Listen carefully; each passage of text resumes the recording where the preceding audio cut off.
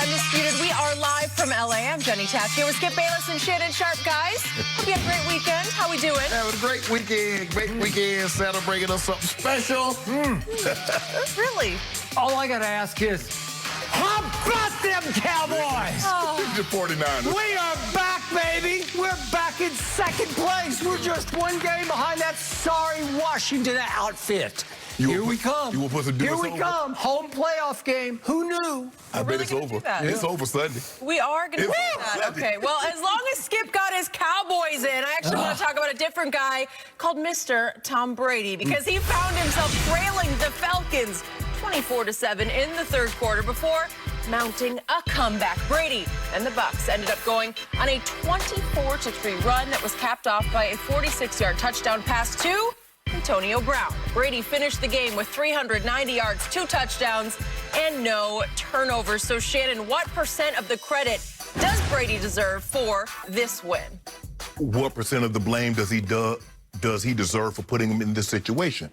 Now, see, I'm not going to let you kill the monster that you created and then play. I haven't spoken. Well, I didn't say your name. You said me. No, I did not. No, I did not. I haven't spoken. I did not say Skip Bayless. When I want you to speak, I would have addressed you, Skip, or Skip Bayless. Okay. I am not going to let someone write the narrative. They kill the monster that they created and become superhero. That's not how it works. But in this situation, he played as well in the second half as he played poorly in the second half. So he created this situation that he ended up he and the offense digging them out of. But I thought, you know what, Skip, to be honest with you, I'll give 50-50, because I thought the first half, the defense didn't get enough stops. And Matt Ryan should have had more points on the board than 17, but the defense bowed their backs in the second half. And what could have gotten out of hand is that they made timely plays. They made just enough plays to allow Brady to, get on this rhythm, and that's what happened when you have the momentum.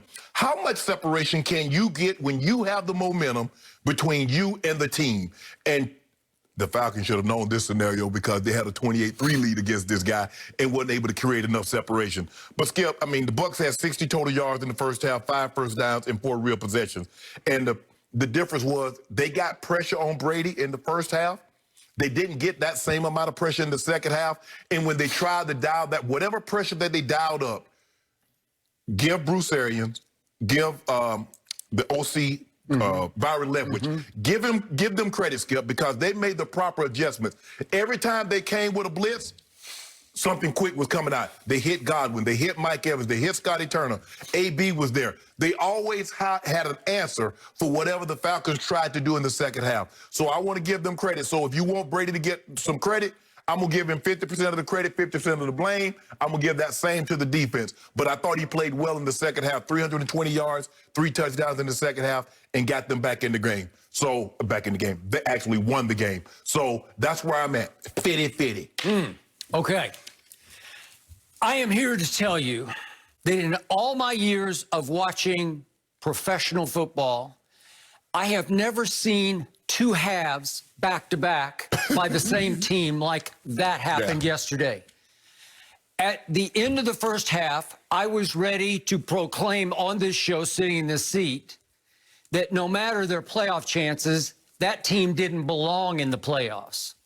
And by the end of the second half, I'm now ready to sit here and proclaim in this seat to you, this team could win it all this year. No, they can't. Yes, they can. The only way they can get past the NFC if somebody upsets New Orleans. They can't beat New Orleans. They can't, because Tom Brady can't withstand that pressure. Skip, you saw it twice. What did your eyes tell you? You say you're an eye test guy. What do your eyes tell you when they match up with the Saints? What my gut tells me is there's one man in sports I do not bet against, and it's Thomas Edward Patrick Brady Jr. You talk about Pavarotti at the Sydney Opera House. This was the Mona Lisa in the second half. I have never seen him better. I've never seen any. This guy, the Falcons? He just keeps doing it. The Falcons. Shannon, they're dead in the water. They're down 17-0, and this man comes out and says, no, I got this, and I'm going to give him 90% of the credit because they were horrendous in the first half. They allowed Yeah, the defense is horrendously bad. The defense allowed Matt Ryan to go 23 of 31 for 235 in the first half. They couldn't stop him. They batted down 2 balls in the end zone at the end of the half, or it would have been 21-0, and it was 17-0. And here came Brady out of halftime. I don't know if he gave a Psycho Tom speech at halftime and said, "That's enough of this, you know what." He came out and said, "Watch this." And he said it to his defense, and he said it to Matt Ryan and the Falcons, and he said it to his offensive line, and he said it to all his receivers, "Watch this." And if we could see the throws he started making, he just starts throwing lasers. And it started to that man, Antonio Brown, who caught the last bomb to win the game, but he throws one right up the chute to Antonio Brown for a quick 20. And then here he goes to Cameron Brate. That's just a gunshot over the middle. And it's like, wait, who's this? Oh, wait a second. This is vintage Tom Brady to Mike Evans over the middle. That almost scored. And then Fournette got the 1 yard. And all of a sudden you say, wait a second, it's 17-7. But what did the defense do? It's hapless. It's hopeless. And Matt Ryan then goes 75 yards in 7 plays to make it 24-7 with 7:34, mid-third quarter. They're down 17 again, and Brady said, "No, I got this." And here he came again, 26 yards to Mike Evans, and then 24 yards to Mike Evans. And then he hits Chris Godwin on a little underneath 4-yard slant for the touchdown, and all of a sudden it's 24-14, and I'm thinking, uh-oh. And then his defense finally starts to get the message. Wait, our guy, our golden god is back. He's turned back into vintage Tom Brady. And would you believe in the second half alone, Tom Brady threw for 320 yards? It's the most yards in a second half this whole football season by any quarterback. It was only second to Mahomes' first half against that defense at Tampa. But let me ask you a question. Think about that. He threw for 320 in the second half. I'm thinking about it. Skip. Really? My God. Now hold on. Now I know. Let's just. I'm trying to visualize this, and maybe we're talking about a different Atlanta Falcons team. This is not the same Atlanta Falcons team that had a 29-10 lead over the Cowboys and lost that game 40-39. I know this is not the same Falcons team that had a 16-point lead over the Chicago Bears and lost that game after they benched their quarterback and brought Nick Foles in. This is not the same Falcons team that had a 6-point lead with 40 seconds left and lost that game. This is a different Falcons team, right? It was the same Falcons team that held Brady and company to 60 yards in the first half. 60 yards? Hold on, wait a minute. Are you kidding? He throws for 320 in the second half? Wait a minute. You said his, hold on, wait a minute, just for a second, just for me, just appease me. You said his defense was pathetic in the first half, yet you just said Tom Brady had 60 yards and 5 first down, and you up here praising him. So was he not pathetic in the first half? Yeah, I told you they didn't look like a playoff team in the first half. Okay.